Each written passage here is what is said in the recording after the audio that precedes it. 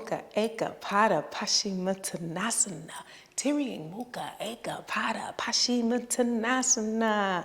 That's what we're talking about today. Tiryang Mukha Ekapada Paschimattanasana. It's pronounced Tiryang Mukha Ekapada Paschimattanasana. One more time. Tiryang Mukha Ekapada Paschimattanasana. Now, with that being said, you'll hear everyone else say it different ways. This is one of those names that everyone says it different. I've heard Triang, I've heard Triang, I've heard Triang, and I'm like, okay, which one is it?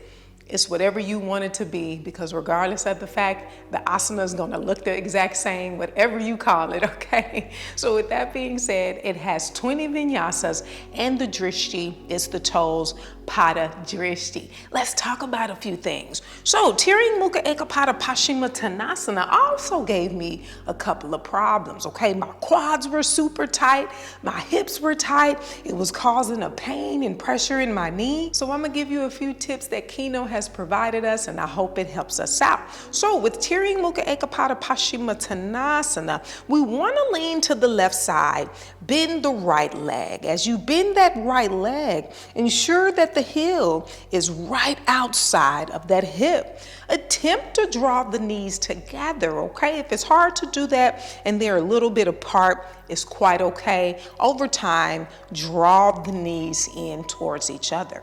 Another thing that I like to do is I like to really contract my core and kind of lean over to the side of the bent leg, and it keeps me in the center line, okay? Another trick that I do is that I pull the flesh out from my hip, from my bottom, to help keep me level, okay? Because sometimes when you don't pull the flesh out, you kind of feel like you're still on an unstable ground. So pull the flesh out to get the hips level.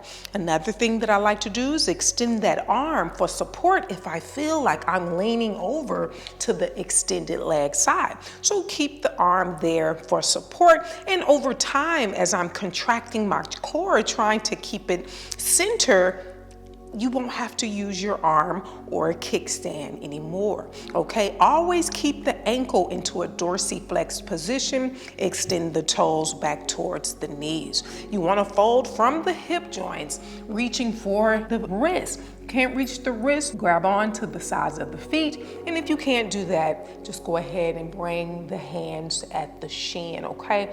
Even if this is too deep, we can stay here and just breathe and focus on the core, okay? Let's talk about entering and exiting. But before we do that, let's talk about one more thing, okay? So what I used to do is I used a block because I told you my quads were tight. It affected my hip and my knee. So what I used to use was a block under the hip of the extended leg. And once I elevated my hips, it took so much pressure off of my knee, and I was able to practice this asana until I was able to open up my quads. So with that being said, the same alignment. If you're on the block, ensure that the heel is still on the outside of that hip. Still draw the knees together. Still contract the core to keep it center. Keep the foot flexed and the toes extended, and however low you can go to reach to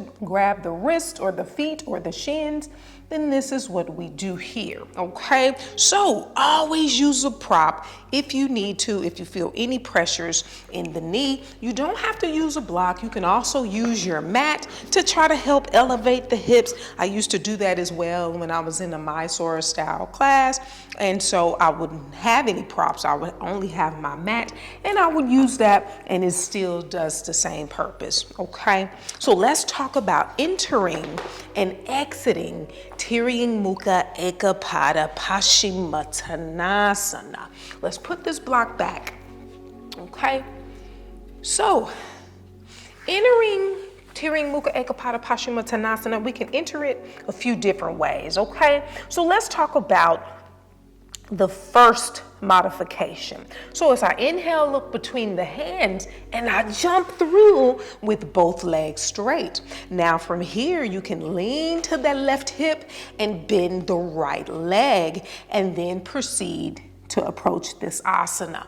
That is one way, because you might not feel comfortable with the other ways that I'm about to show you. So the second way that I would enter this asana, as I inhale, look in between the hands, this is going to be a lot going on with this one. So really pay attention, okay? Since we come in with the right leg bent, the left leg is going to externally rotate, okay? And is going to bend. You're going to bring that toe closer to that wrist, okay? So left leg comes into an external rotation and bends, okay? So just remember that, okay? And the right leg, the top of the toes come to the mat. Right leg, the top of the toes come to the mat, okay? So it's gonna go really fast, so pay attention. So inhale, look between the hands, and then I jump through, externally rotate, right leg is bent, left leg is extended, and then approach the asana, okay? Let's do it one more time. Remember, the right leg always bends first. We always perform the asana on the right side. So the left foot is going to come to the other side of the mat, and the hip is in external rotation. The right foot, the top of the toes, come to the mat. Are we ready? I'm gonna go as slow as possible. Inhale, look between the hands as I jump through, approach the asana, okay? So that's one way you can come through it. And then the next way you can float into it, okay? Inhale, look between the hands, and exhale, float into it. And then approach the asana, okay? I hope those ways help. Let's talk about coming out of the asana, okay? Let's switch legs, okay? So I have my left leg bent right now just so you can see, but we always approach asanas from the right side, okay? So to exit this asana, you can inhale, look up and lengthen. Exhale here, rise all the way up, lean to that hip of the extended leg and extend the bent leg back out, and then come into a vinyasa, okay? So that's the easiest way if you don't feel comfortable coming out of this asana the way that I'm about to show you. So we're in the asana, 5 breaths. Inhale, look up and lengthen. Exhale here. Now listen up. Plant the palms behind the knees. Arms are at about a 90-degree angle. I want you to lift. And as you lift, externally rotate the extended leg and bend it. And then we can keep the foot on the mat and extend this one back. Chaturanga Dandasana. Let's do it one more time. Okay? So we just finished the asana. Inhale, look up and lengthen. Exhale here. Plant the palms behind the knees, arms at a 90-degree angle. Lift, okay? Focus on that first. Lift, externally rotate. Bend the knee, keep the foot on the mat, coming down into Chaturanga Dandasana, okay? That's one way.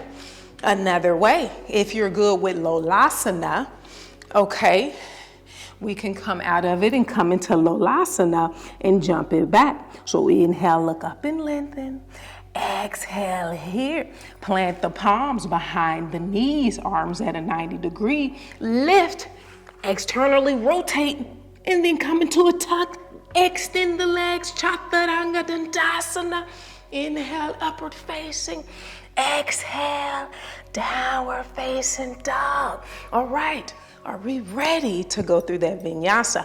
I think we're ready, okay? I like this asana now because they don't have a lot of asanas that stretch the front of the leg in yoga. So Tiryang Mukha Ekapada Paschimattanasana is very beneficial for us to help open up the front body, okay? So are we ready? So what I want you to do is to use one of those modifications that I gave you. Let's come into Adho Mukha Shavasana. Adho Mukha Shavasana. Tiryang Mukha Ekapada Paschimattanasana. Sapta Inhale. Jump through where the right leg bends and the left leg extends. Astau Exhale. Fold for 1, 2, 3, 4, and 5. Nava Inhale, look up and lengthen. Exhale here. Dasa Inhale, pick it up. Ekadasa Exhale, jump it back. Duadasa Inhale, Urdhva Mukha Svanasana. Trayodasa Exhale, Astau Exhale. Chaturanga, inhale, jump through where the left leg bends and the right leg extends. Pancadasa Exhale, fold for 1, 2, 3, 4, and 5. Sodasa Inhale, look up and lengthen.